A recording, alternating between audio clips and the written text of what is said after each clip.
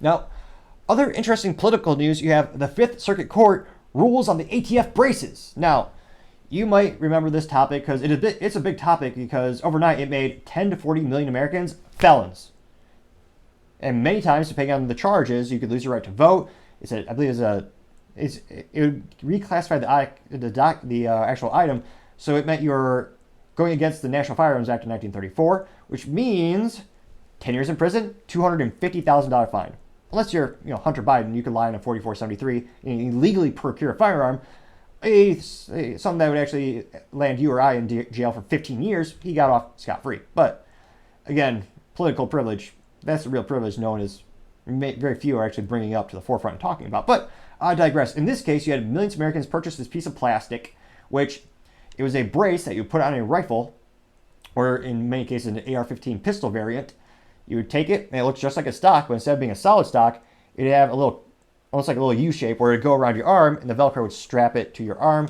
Invented and patented by a U.S. veteran, and it is for service-disabled veterans to safely shoot an AR-15, since it is more controllable, and many of them, unfortunately, have lost an arm in the line of duty. That was the original patent, and when this was submitted to the ATF for its design, they wanted to make sure that this did not redefine the AR-15 pistol as a rifle. To make an AR-15 pistol, again, when I say pistol, it's regarded by the barrel length. If it's under 16 inches, it's legally considered a pistol. If you put a stock on an AR-15 pistol without the proper paperwork to reclassify it as a short-barreled rifle, also known as an SBR, you're in violation of the 1934 Firearms Act, which I would say is un-American, unpatriotic, and against the Second Amendment. But that argument shall be argued a little bit more. But in terms of the nuances, to get the NFA item, you have to pay a $200 tax stamp, which, thank God, was not adjusted for inflation when the law was passed in 1934. Do a little calculation, $200 back then is equivalent to about $4,200 now. So you have to pay a $200 tax stamp. You have to pay the sales tax, because, of course, more taxes. You also have to then have an additional, more scrutinized background check. That includes a photo ID in the application, as well as fingerprints. And usually you have it buy it through a trust, or if you buy an individual, there's other stipulations to go around as well. It's a much more higher burden of a process as opposed to just going to the store and buying a gun, where you figure you go there, give them your ID, you go through the NIC system, which they instantly check your background check, and you also have to go through a federal document known as a 4473, which is think of as a job application to buy a gun, where you list all your information.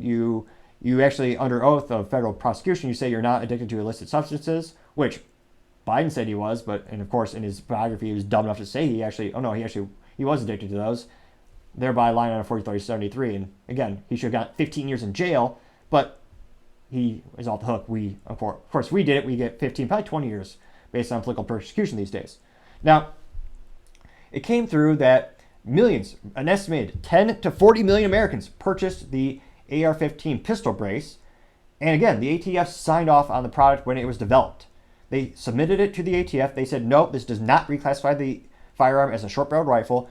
You can go home, buy it, have a great day. Everyone bought it, and then, of course, the ATF, like a child, they go, we're going to redefine it. So they redefined it, saying this is, in fact, putting this on an AR-15 pistol reclassifies it as a short-barreled rifle, therefore making it part of the NFA, therefore under the more scrutiny and regulation. Now, many would argue that the ATF actually isn't supposed to make any laws. They're simply there to enforce them. But they have a murky track record, not only killing dogs when they actually, go to your house, and they have a protocol for that, but, taking innocent people's lives at like Ruby Ridge, but they're supposed to stay within their borders of actual operation. They don't, but they decided, we're going to reclassify this. If you don't turn this in at the end of the month, you will be considered in violation of the NFA. We're going to arrest, you have all those consequences against you. Now, thankfully, many gun rights advocates and people who propagate the Second Amendment and Bill of Rights, they filed lawsuits against the ATF, and the court battle began. Now, again, my personal belief is everyone should have the right to purchase this product. In terms of my legal advice, I would say it's not prudent to purchase because of all the legal ambiguities. That's why, my personal opinion, I did not buy the product, because there's a lot of speculation even when it came out that eventually there's going to be some back and forth with the ATF because they have a track record of doing that. And but that's just my 3 cents. It used to be 2 cents for my opinion, but 40-year hyperinflation, I should really charge 4 cents, but I'm a generous man, just mere 2 cents or 3 cents for this opinion today. But interestingly enough, this finally got to the fifth the Fifth Circuit Court, and they ruled that via Mark v. Garland that the ATF pistol brace case, that the court found that the ATF rule on the braces was invalid and thereby ruled against the ATF.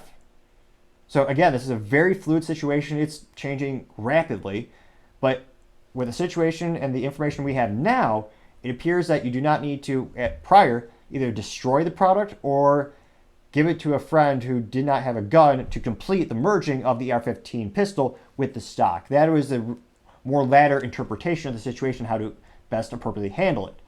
Now, I'm still skeptical because, again, what if this goes for another appeal and they try to overturn this ruling? So I believe eventually it will eventually have to make it to the Supreme Court. And that's how these cases actually usually, that's how the court system works. You start locally, you challenge it, you go up the chain, eventually it makes it to the Supreme Court. Again, because this does not change the firing mechanism or the fire control group of the firearm, and the ATF approved it when it first came out, and you're not supposed to, actually it's illegal, I believe it is actually illegal to take someone's property without due process, which, again, they were de facto doing that because if you don't give it, you either turn it into the local police department or you don't register it, then you're in violation of the National Firearm Act of 1934, and you would subsequently be prosecuted with a 10-year in prison and $250,000 fine. So that's a de facto taking away your property without due process. You paid for that product, which was at the time legal, and then they wanted to subsequently de facto take it away. So there are a lot of legal precedents, legal theories of what will go happen next, but it is nice to see, even if it's a temporary, a win for the Bill of Rights and the Second Amendment. Now, going over to the business blunder of the day, we have Peloton telling people to stop using the bikes, but keep paying for them. Now, this is currently coming from the company announcing that they have a recall of 2 million bikes, and specifically it's the original model. Now, the reason behind this recall is this is due to a seat post that could, quote, break unexpectedly during use, thereby creating fall and injury risk, unquote. And they are offering a free replacement post. Now, I don't know if this is a manufacturing defect where the welds weren't perfect or the seat wasn't perfect or if Americans are just too big and they didn't take that into account. But it sounds like with the given information of them saying this is a seat post, and obviously it's a pretty important part of the bike, that's where you sit, obviously.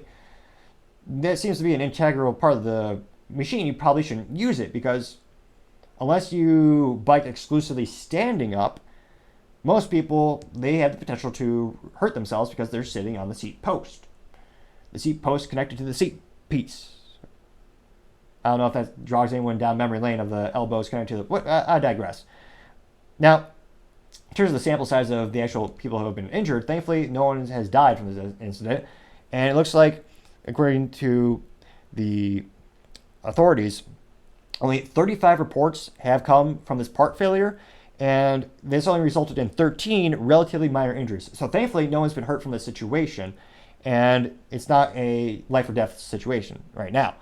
Now, a lot of customers are starting to reach out to Peloton asking, well, it sounds like I'm not supposed to use this product. They're sending you a free replacement part, but in its current configuration, it doesn't seem like a prudent thing to do. Can I cancel my membership, or do I have to still pay for my monthly membership? Which, of course, is how these companies really make their money, is their monthly recurring revenue. Now, again, this is from I believe it's a chat box or customer support, and the customer asks, quote, are we stuck paying for the product I can't use, unquote, which, given the circumstances, seems like a pretty reasonable question to ask. You're paying for something, and it sounds like you're not supposed to. Now, the Peloton agent responded saying, quote, we apologize about that, but yes, as of this moment. Now, again, this isn't the CEO of Peloton saying this. This might not be their official policy. And the company does, for the record, they do allow you, I believe, to pause your account for 3 months. I don't know if that's because you're going on vacation or personal reasons, what have you. But to have such a big recall, and again, they are a massively publicly traded company, for them not to have more of an official briefing to tell your employees and official messaging to the customers, especially because this might cause the product to break and might more injuries, that seems to be almost like a dual factor for the business blunder of the day. Now, I want to especially thank everyone for taking the time to tune in. We're trying to get to 3,000 subscribers by the end of August, so I greatly appreciate you taking the time to click that subscribe button. Every time you do that, you help the channel grow and develop. We'll be able to get more resources to increase our capabilities for the software, so you maybe put some pictures up as we try to make them better and better. Also, don't forget to take the time to like and actually comment on the video. The feedback has also made the show a lot better. And also, finally, don't forget to tell your family, tell your friends, tell your coworkers, heck, tell your enemies, tell anyone and everyone to stay safe and fight the good fight.